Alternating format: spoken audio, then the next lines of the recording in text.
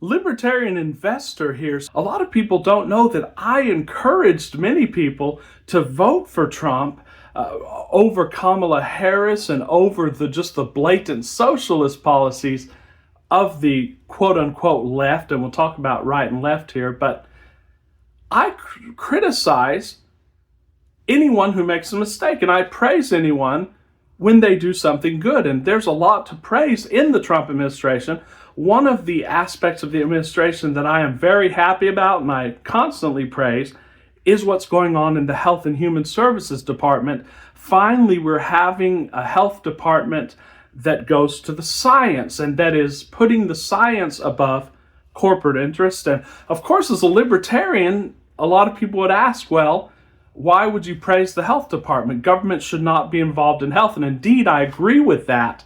But to the extent that they are, we ought to have gold standard science instead of corporate interests dictating health. Again, I wish that all of these government departments could be abolished and that it could all just be privatized. It would be a lot better because the free market always gives better quality for better prices. But just a little bit as to my ideology. People ask, are you conservative or are you liberal? Are you the right and the left?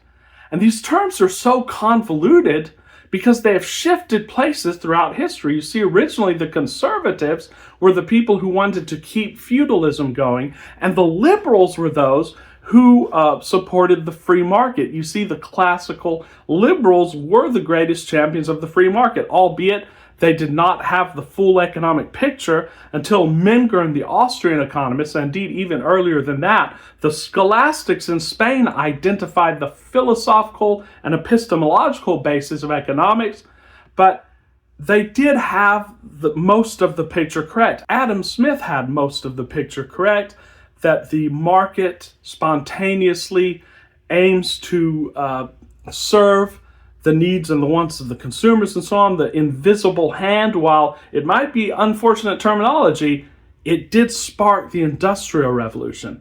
So I just wanted to read two quotes. The first quote is from Murray Rothbard's For a New Liberty, and I'd recommend everyone read it if you want to get the philosophical crux of the modern libertarian movement, of what libertarianism is.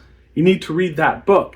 And he talks about how right wing and left wing were simply accidents of geography. It depended on which group sat to the right and which group sat to the left of the speaker in the French Parliament. And of course, the ones who supported free market were originally on the left. And then, of course, the socialists, who were the original conservatives, guys. Remember, when you hear conservative, just think feudalism. The original conservatives wanted to take us back to feudalism, and communism was a way to reinvent feudalism. But Murray Rothbard says the worst thing about the rise of the socialist movement was that it was able to outflank the classical liberals on the left, that is, as the party of hope, of radicalism, of revolution in the Western world. For just as the defenders of the Ancien Régime took their place on the right side of the hall during the French Revolution, so the liberals and radicals sat on the left, from then on until the rise of socialism. The libertarian classical liberals were the left, even the extreme left on the ideological spectrum. So that's us. 200 years ago, you would have referred to me as the extreme left.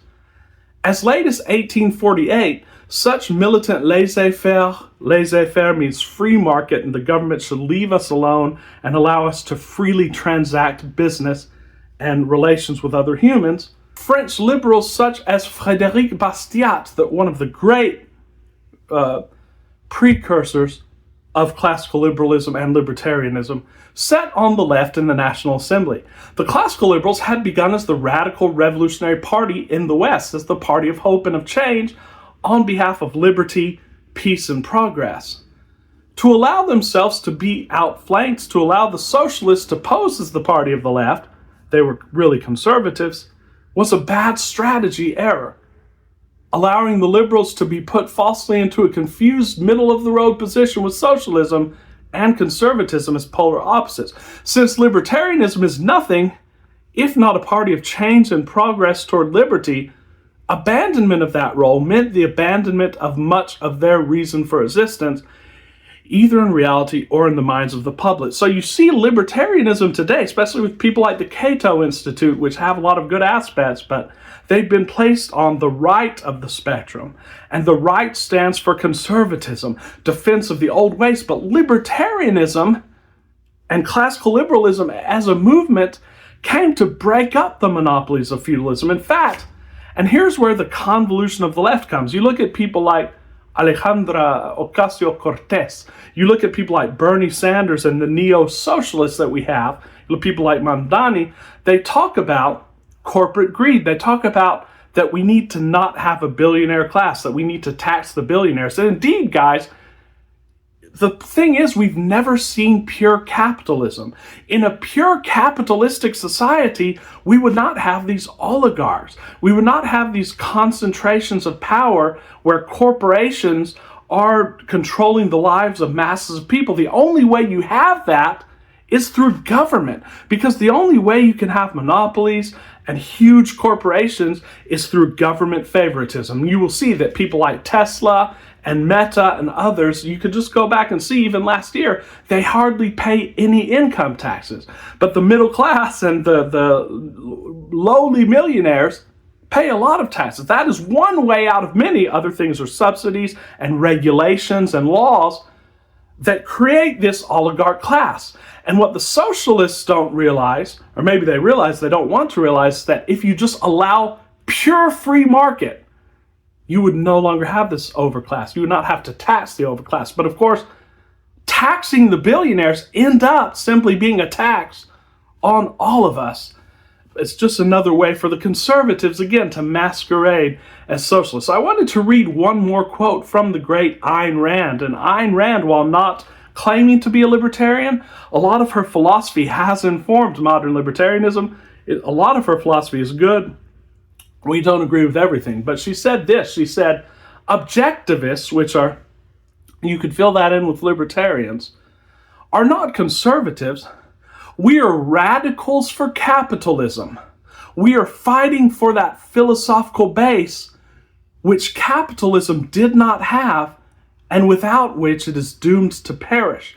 We are radicals for capitalism. That's on this channel.